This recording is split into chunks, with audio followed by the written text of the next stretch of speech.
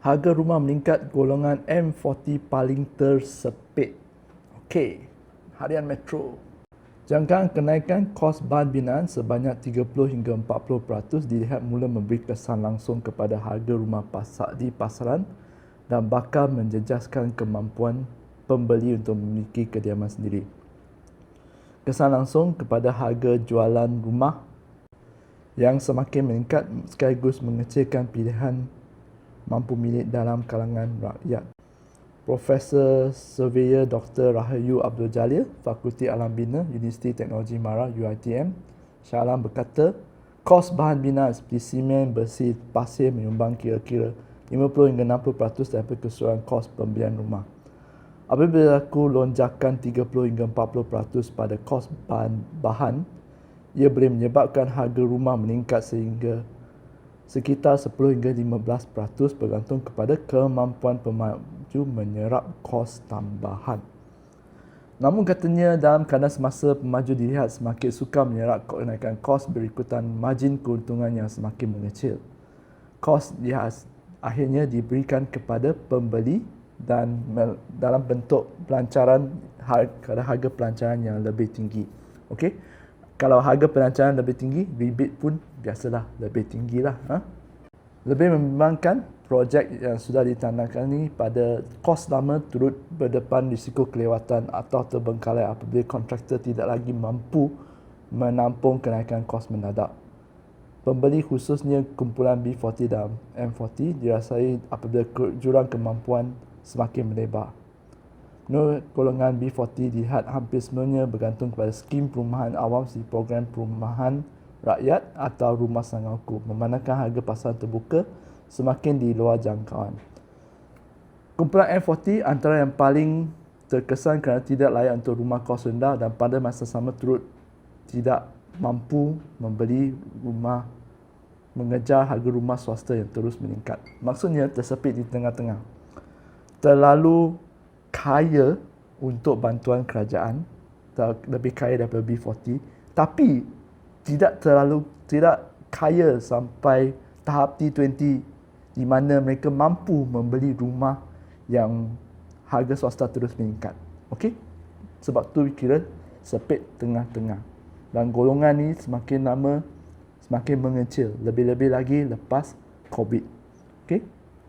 Trend ini berpotensi menyebabkan kadar pemilikan rumah dalam kalangan M40 terus menurun kerana kenaikan gaji tidak seiring dengan lonjakan harga hartanah dan kos sara hidup. Berdepan risiko peningkatan unit tidak jual apabila berlaku ketidakpadanan antara harga dan kemampuan pembeli. Unit tidak dijual. Okey, pemaju nak jual harga contoh RM500,000, tapi yang mampu beli adalah harga RM300,000. Sebab tu unit yang tidak terjual semakin lama semakin banyak. Okey.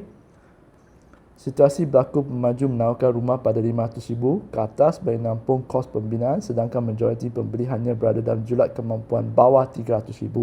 Okey. Tambah memburukkan keadaan, institusi keuangan lebih berhati-hati dalam meneruskan pinjaman berikutan paras hutang isi rumah yang sangat tinggi. Ini senang sebab kita senang dapat kredit. BNPL, skim beli sekarang bayar kemudian. Ini semua dah dikawal.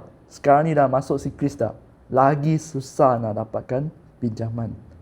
Ini untuk kawalkan hutang isi rumah. Kalau tak kawal, memang ramai akan bankrupt. Kalau tak masuk dalam siklis, memang ramai akan bankrupt apabila beli rumah. Oleh itu, keperluan intervensi secara segera daripada kerajaan dan industri bagi mengelakkan isu ini menjadi lebih serius kepada masyarakat. Pelanjutan tempoh siap projek EOT, Extension of Time, tanpa penalti bagi membantu aliran tunai kontraktor serta insentif cukai dan pengecualian duty stamp untuk pembeli rumah pertama di bawah RM500,000. Kalau siapa yang nak beli rumah pertama, sebenarnya kerajaan ada banyak insentif sampai loan pun boleh beri sampai 100%. Anda boleh bincang dengan ejen hartanah anda. Okey? Ada banyak bank yang tawarkan. Ini daripada skim SJKP. SJKP ke SJKP rasanya SJKP. tahun ni ada lebihan beri tambahan dana sebanyak 10 bilion rasanya. Tapi tak tahulah sudah masuk ke tak SJKP. Tapi saya tahu je ada bank yang beri pinjaman 100% untuk pembeli rumah pertama saja. Okey? Jadi cuba bincang dengan banker anda, bincang dengan ejen anda. Yang penting sebelum anda pergi survey rumah yang anda suka, tolong ukur baju di badan sendiri, tengok situasi kewangan anda. Okey? Kerajaan bicara mempertimbangkan subsidi bersasar bahan binaan atau kawalan harga sementara bagi bahan kritikal seperti besi dan simen untuk projek rumah mampu milik selain menyemak semula caj pembangunan oleh pihak berkuasa tempatan. Subsidi ni akhirnya akan makan diri juga. Siapa yang sebenarnya akan bayar subsidi ini? Lain dan tidak bukan cukai kami semua. Cukai siapa yang bayar lebih tinggi? Tahulah siapa yang bayar lebih tinggi.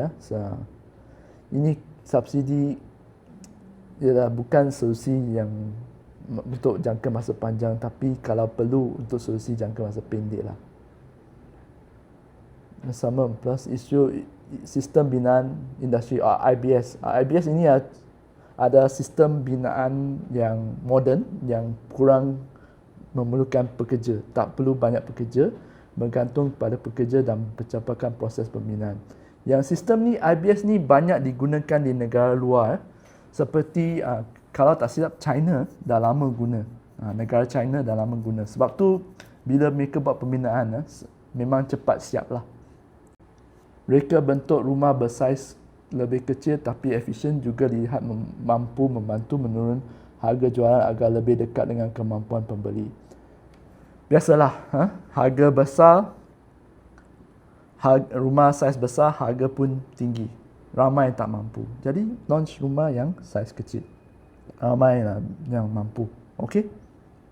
Apabila ada kekangan seperti harga jual dan kemampuan pembeli, inilah apa yang akan dibuat oleh pemaju. Ingat pemaju adalah salah satu menjalankan perniagaan. Mereka akan menyesuaikan ikut apa yang pasaran mampu. Kalau mereka rasa mereka mampu jual dan harga yang lebih tinggi seperti kita jual kepada pelabur asing, mereka akan bina untuk pelabur asing dan bukan untuk kita yang perlukan rumah tersebut. Okey? Setakat ini saja saya nak ulaskan untuk hari ini. Jumpa lagi di video yang akan datang.